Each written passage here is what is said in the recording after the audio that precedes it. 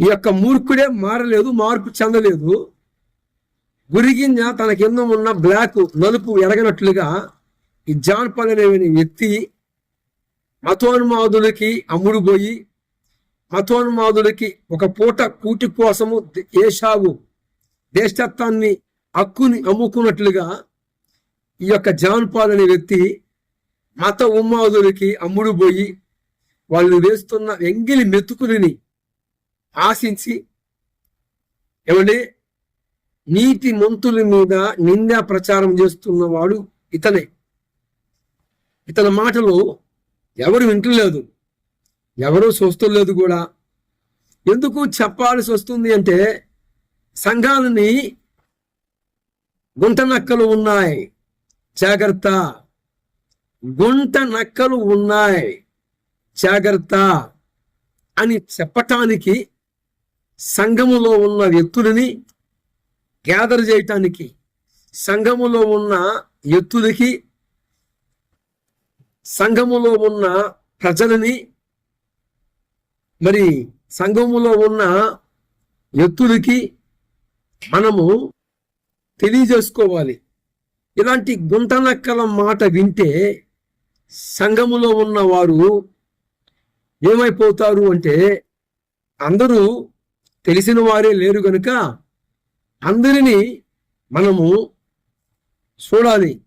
గొర్రెలు ఉన్నాయి, ఏ గొర్రె మేస్తుందా, ఏ గొర్రె సరిగా బక్కసిక్కు ఉందా, ఏ గొర్రె చక్కగా ఆహారం తీసుకుంటుందా అని ఒక కాపరికి చాలా బాధ్యత ఉంది. అలాగనే ఒక కాపరి, గొర్రెలు కాసే కాపరి ఎలాగైతే తన గొర్రెల పట్ల శ్రద్ధ కలిగి ఉంటాడో అలాగా సంఘము నడిపిస్తున్న నాయకుడికి అదే తృష్ణ ఉండాలి, అది ఉంటది. అయితే ఇలాంటి గుంటనక్కల గురించి ముందరనే ప్రస్తావించాలి. మత్తయి సువార్త 24వ అధ్యాయము 24వ వచనములో అబద్ధ ప్రవర్తనలు ఉన్నారు, ఏర్పరచబడిన వారిని సైతము వారిని కూడా లాగేస్తారని అక్కడ మత్తయి సువార్త 24వ అధ్యాయం 24వ వచనములో చెప్పబడి ఉందండి. ఇలాంటి గుంటనక్కలని పసిగట్టాలి. ఈ గుంటనక్క అంటే ఎవరు? జాన్ పాల్ లేటెస్ట్గా అడుక్కుంటున్నాడు, లేటెస్ట్గా అడుక్కోవడం మొదలుపెట్టాడు. ఎలాగా? సత్య సంబంధులు ఎక్కడ ఉన్నారు, వారి మీద ఎలాగ నిందేస్తే మరి ఇలాగ అమౌంట్ వస్తుంది అంటే, శాలమన్న పేరు చెబితే అసత్యములో ఉన్న వారికి కూడా, అసత్యములో ఉన్న వ్యక్తులు కూడా అన్నం దొరుకుతుందండి. ఈ యొక్క ఆకాన్ అనేవాడు ఎలాగైతే యెహోషువ నాయకత్వంలో ఎలాగైతే మోసగించాడో అలాగా కొన్ని కోట్ల మంది ప్రజలందరూ కూడా పగడాల ప్రవీణ్ గారిని చంపేశారు. ఆయన మతోన్మాదుల చేతుల్లో హతసాక్షి అయిపోయాడు. దుర్మార్గులు, నీచులు, నికృష్టులు, కరుడుగట్టుకెళ్ళిన తీవ్రవాదుల చేతుల్లో నీతిమంతుడు, సత్య సంబంధి పగడాల ప్రవీణ్ గారు చంపబడ్డారని ఒక పక్క నలుదిక్కుల నుండి సాక్ష్యములు మాట్లాడుతూ ఉంటే, ఈ గుంటనక్క మతోన్మాదులతో చేతులు కలిపి వారు వేస్తున్న ఎంగిలి మెతుకులని ఆశించి ఈ గుంటనక్క ఆఖరికి పగడాల ప్రవీణ్ గారి మీద త్రాగుబోతు ముద్ర వేశాడు. అది అందరూ విన్నారు, చూశారు. మరి అందరూ వారి వారి యొక్క స్టైల్లో ఈ యొక్క గుంటనక్కకి బుద్ధి చెబుతూనే ఉన్నారు. ఏం ప్రయోజనము?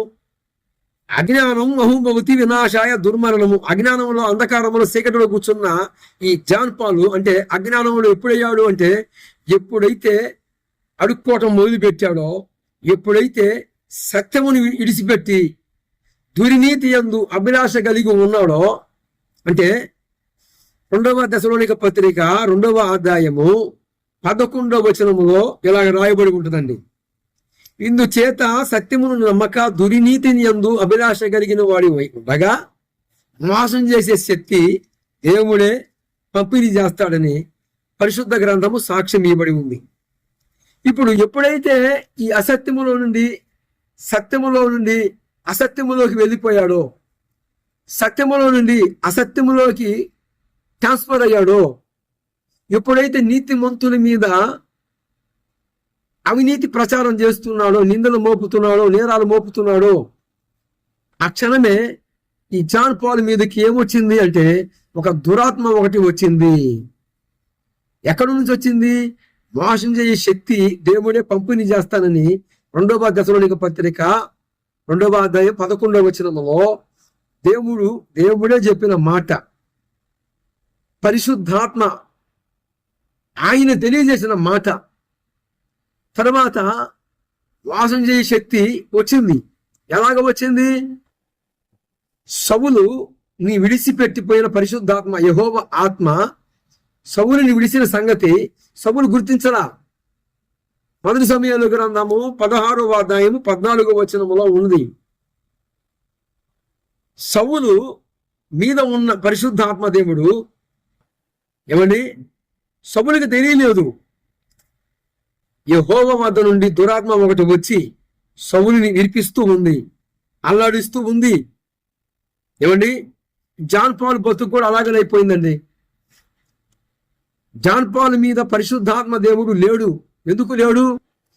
ఎప్పుడైతే సత్యములో నుండి అసత్యము వైపు వెళ్ళాడో, మత ఉన్మాదులతో చేతులు కలిపి వారు విసిరేసిన నెంగులు మెతుకులకి ఆశపడ్డాడో, ఆ క్షణమే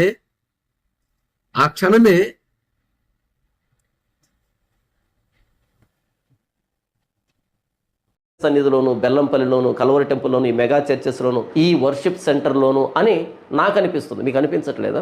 వాక్యం కంటే ఒక వ్యక్తి జీవిత చరిత్రని సంఘంలో ప్రకటించే వ్యక్తికి బుద్ధి లేకపోతే వినే వ్యక్తులకైనా బుద్ధి ఉండాలి కదా. వాళ్ళు చప్పట్లు కొడుతూ ఆస్వాదిస్తున్నటువంటి కాలంలోకి మనం వచ్చాం. 6 సంవత్సరాల వయసులో ప్రార్థన చేశాడంట.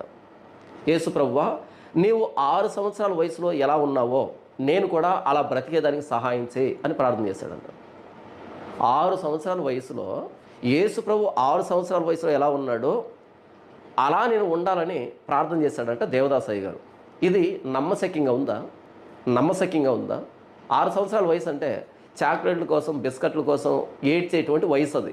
బడికి వెళ్ళరా అంటే నేను బడికి వెళ్ళను, అప్పుడే 1వ తరగతిలో జాయిన్ చేయిస్తే బడికి వెళ్ళరా అంటే నేను బడికి వెళ్ళనని మారాం చేసేటువంటి రోజులవి 6 సంవత్సరాల వయసు అంటే. మరి 6 సంవత్సరాల వయసులో యేసు ప్రభువా, నీవు 6 సంవత్సరాల వయసులో ఎలా ఉన్నావో అలా నేను ఉండడానికి సహాయం చేయి అని ప్రార్థన చేశాడు అంటే నమ్మశక్యంగా ఉందా? కానీ వ్యక్తి దాన్ని ప్రామాణికంగా తీసుకొని అది నిజమని తాను నమ్మి ఇతరులను కూడా నమ్మించేటువంటి సజీవంగా బయటికి రాలేదు. 7 అంతలు అగ్ని పెంచిన, కానీ 7 అంతలు అగ్ని పెంచిన సజీవంగా నిలబడ్డాడు. హల్లెలూయా. ఇంతకు ముందు వెనక కూడా బబులోను దేశ రాజ్యంలోని అగ్నిగుండంలోకి వెళ్ళిన వారు ఎవరు సజీవంగా బయటికి రాలేదు. 7 అంతలు అగ్ని పెంచిన, కానీ 7 అంతలు అగ్ని పెంచిన సజీవంగా సజీవ సాక్షులుగా నా దేవుడు షడ్రక్ మెషక్ అబ్దెనగోలను బయటికి తీసుకొచ్చాడు. అంతా అయిపోయింది అనుకున్న యోసేపు జీవితంలో, నిరాశ నిస్పృహలో ఉన్న యోసేపు జీవితంలో అందరూ వద్దనుకున్నారు. తన అన్నలే మోసం చేసి